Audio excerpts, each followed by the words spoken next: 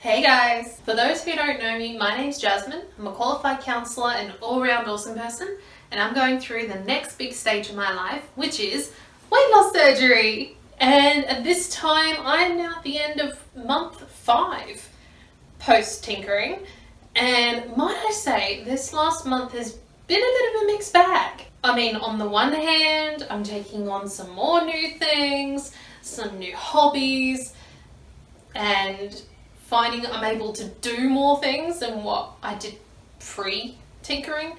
But on the downside though, my follow-up appointment with my physician was less than ideal. But as always, before I get into any of that, let's take a look at those statistics.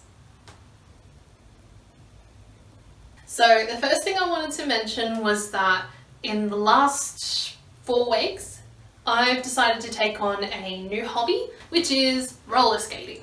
My family and I tried it at the beginning of the year, and because I've never done anything like that before, I kind of sucked. But since then, I have gotten my own roller skates, I've taken on a few classes on the weekends, I've done a few adult skate classes on weeknights, and now I got to admit I'm skating a bit better.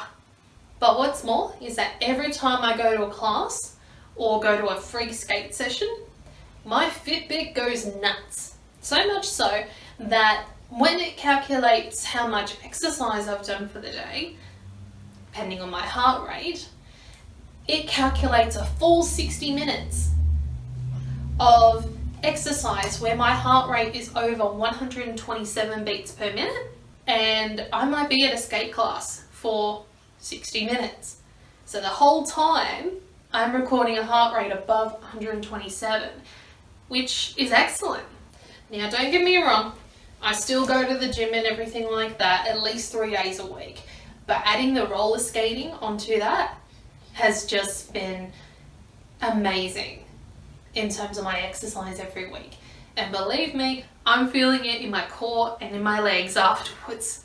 Speaking of the gym, the other thing I noticed, particularly in the past week, is that I'm getting stronger and more capable of doing things which were simply impossible when I was 170 odd kilos. For instance, one thing that I said to my PT when I first saw him at the gym was that I can't do leg raises and I can't balance my weight on my toes. So I can't do things like planks or a traditional push-up or heck, even mountain climbers I couldn't do, which I found particularly embarrassing.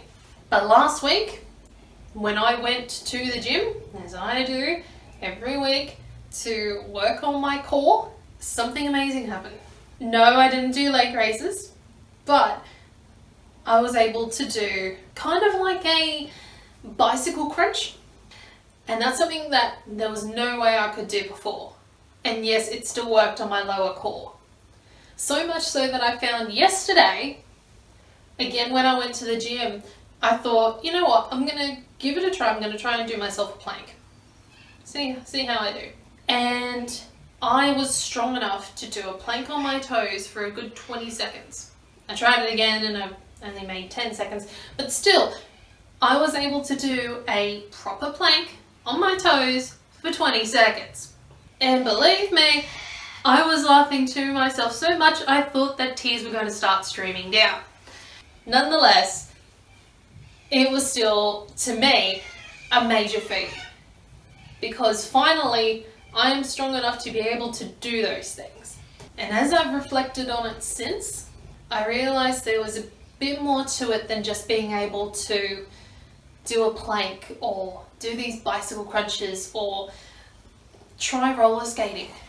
Back when I was a bit bigger, before the operation, before I got private health insurance and all that sort of stuff, I was battling acute depression. And one of the things that the psychologist spoke to me about in the first session was if I had any hobbies. And hearing that at that time, I broke down. because I didn't have any. And that has stuck with me for many years since.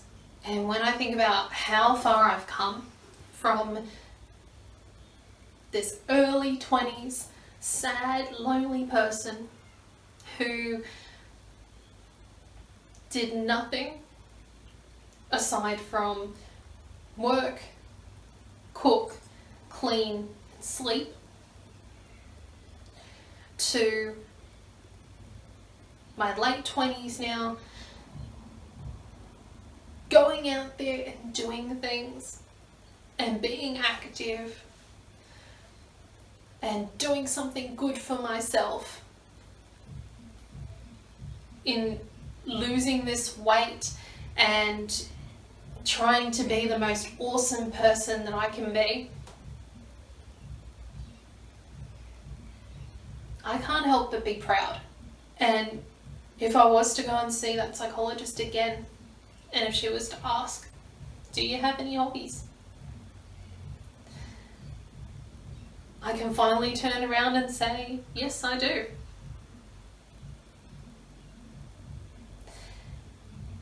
And that, to me, is really, really special.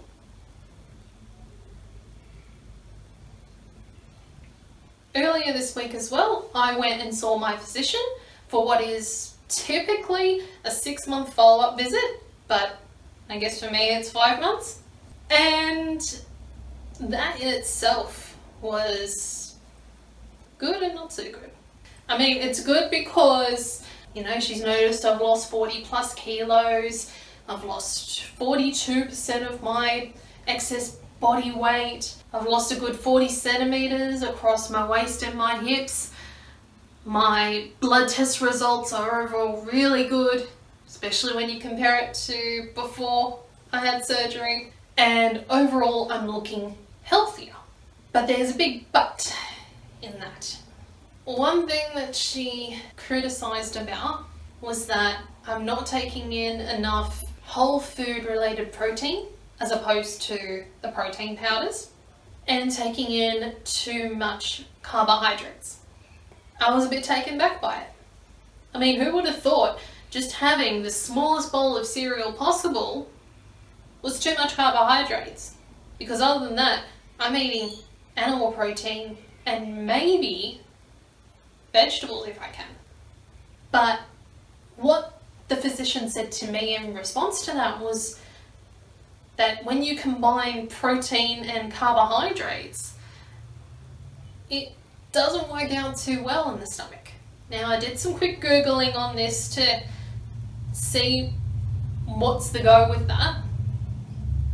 And it suggests that, well, hold on, the stomach is designed to compensate for that, for taking in proteins, carbohydrates, fats, blah, blah, blah, all at once.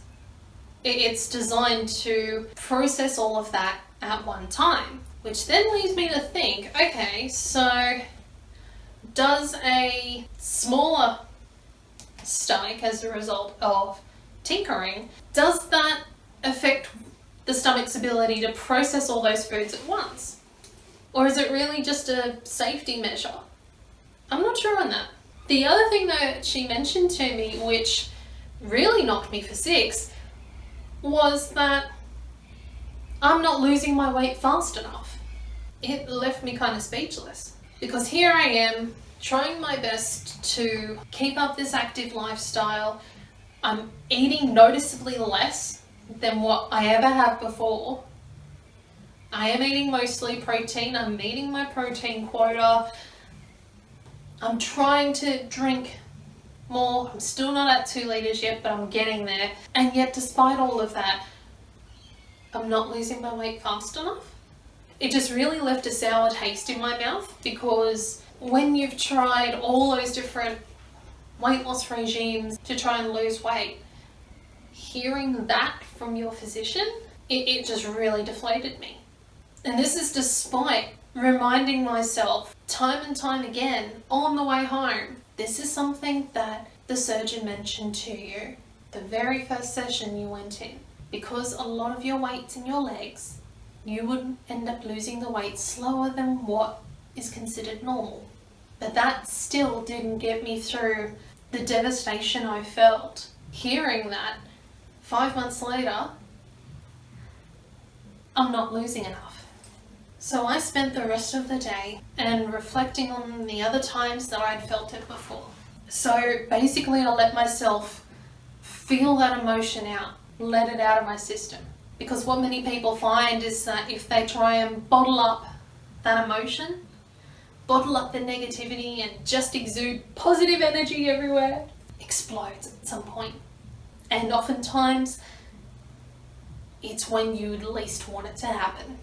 So by letting that frustration, devastation, disappointment out and giving myself the rest of the day to take it easy, reflect, not go to the gym, so that tomorrow I can get back on the wagon and keep moving forward and keep being awesome.